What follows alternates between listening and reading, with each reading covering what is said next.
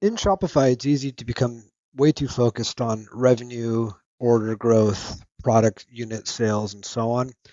But we all know that what really matters is your profitability as a business, because after all, if you're not profitable and remain profitable over the long haul, you won't be around very long. So because I work with so many Shopify clients and I've seen a lot of stores and a lot of operations behind them, it has occurred to me to put together a full series that really digs deeply into what key levers should Shopify store owners be pulling in order to maximize their profitability. So I've identified 5 key areas that might be hiding some profit leaks in a Shopify business.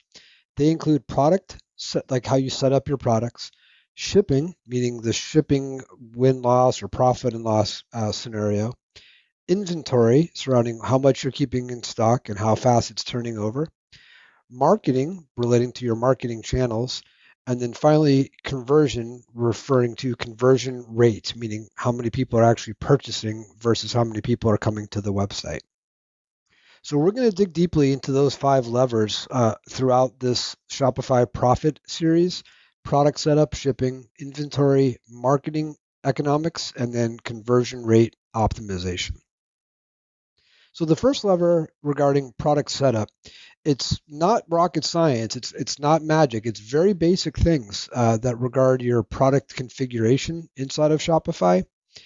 You should use SKU numbers for all of your products. It's going to make your life a lot easier as you grow and try to analyze a lot of data. Product names change, but SKU numbers really shouldn't.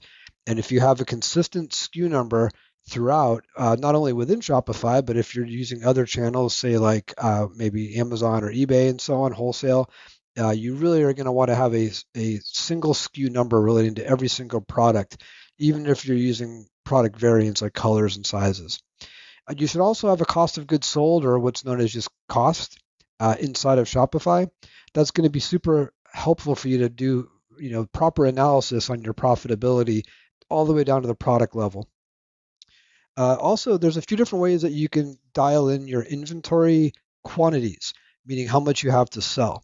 It could range from literally how much you have on the shelf to, if you're an on-demand type of company where you're making products as the orders occur, you could not track inventory at all. But there's a few details to kind of talk through in regards to those settings.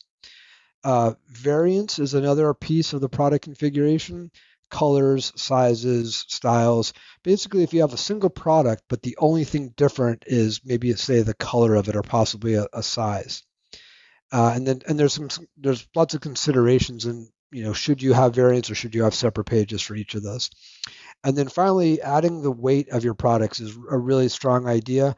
It has a lot to do with how you'll deal with your shipping and how much to charge for shipping or not. Another key area is your shipping. First off, you would want to decide where you're going to ship to. So what regions? Is it just the US or possibly beyond that? And what are the implications of shipping internationally outside of the United States? Uh, there's the consideration of what do your customers see in the shopping cart? Do they see very specific carriers and methods, which may be confusing to them? Or do they see words like standard and maybe expedited? Do they see rounded numbers like $5 for standard, or did they see sort of strange numbers like $8.16?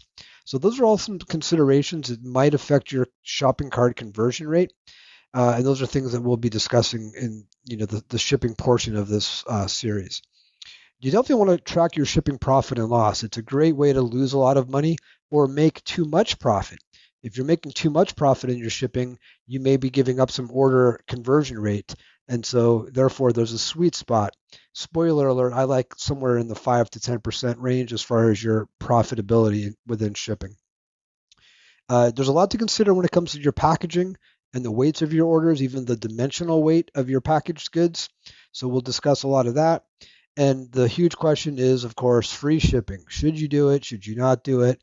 It kind of depends on a lot of factors, but I'll just say that you're not Amazon, so hopefully you don't have to do it.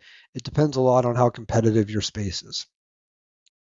We're going to dig deep into inventory. The thing with inventory is It's a huge line item on your balance sheet. In most cases, for e-commerce companies, it might be the biggest line item on your balance sheet. You have a lot of cash tied up in your inventory. If you carry too much inventory, you're tying up your cash. It might be difficult for you to meet some of your cash flow objectives or to invest strategically in your business in things like marketing or possibly your team. If, on the other hand, you're not carrying enough inventory, you're not able to meet the full market demand for your products. And it's really insidious because it's hard to know if people are coming and landing and they would have purchased if it was only available, but it's not. Worse yet is if you're consistently out of stock on things, Google might either not show you at all or significantly diminish your position on the page based on the keywords that would relate to that product page. So the thing about inventory is you need to forecast it. You need to forecast it just right and try your best to get it as perfect as possible as far as the right amount of stock on the shelf at all times. You got to track it. There's a lot of data involved, and there's also just a lot of experience and intuition that are going to come into it as well. So it's a fun exercise to go through the science of it, which is the data analytics and the history, as well as the intuition and just sort of vision of where the company is going to be going in the future. Your marketing economics are a huge factor in all of this. You've got multiple channels of traffic coming into your website. Some of those channels you might be spending money on, say Google Ads or Meta Ads. Others are free, like Google Organic. Others cost not much, like your email marketing channel, but there is some cost involved. We're going to go deeply into metrics like ROAS, return on ad spend. We'll talk about CPA, cost per acquisition. We'll compare Google organic to Google paid traffic, the pros and the cons of each, and when to know when to sort of lean more heavily into either of those. We'll go through lifetime value of a customer, which is not just the standalone value of an average order, that's AOV, average order value, but more so over time, say 12 months, 18 months, maybe 2 years, how much do people spend surrounding their frequency? How often do they come back and how much do they spend overall? That metric is your lifetime value of a customer. And that's the one that you should be considering when it comes to how much would you be willing to spend to acquire a new customer. So these are all key marketing metrics, and you really need to have a good sense for how those are working for you. And finally, the fifth lever is conversion rate optimization. This refers to all the people that are landing on the website versus how many of them are actually purchasing. It's conversions divided by clicks. If 100 people land on the website and one of them purchased, that would be a 1% conversion rate. So this is something you should always be mindful of, especially if you're spending money to drive high quality traffic to the website. You want to squeeze as much as you can out of this traffic based on whatever's happening on the website. So there's a methodology to consider when you do this process known as conversion rate optimization, and we'll go through that in detail for Shopify website owners. So those are the 5 levers that we're going to be covering in this series: product setup, shipping, inventory, marketing economics, and your conversion rate optimization. And my recommendation is, once we review everything, to start with one lever. It doesn't have to be consecutive. You can go into any one of those 5, maybe the one that you feel some pain or you feel there's a lot of opportunity. You can start wherever you want, but I would begin with just one, because taking it on all at once could be a little overwhelming and hard to pin down.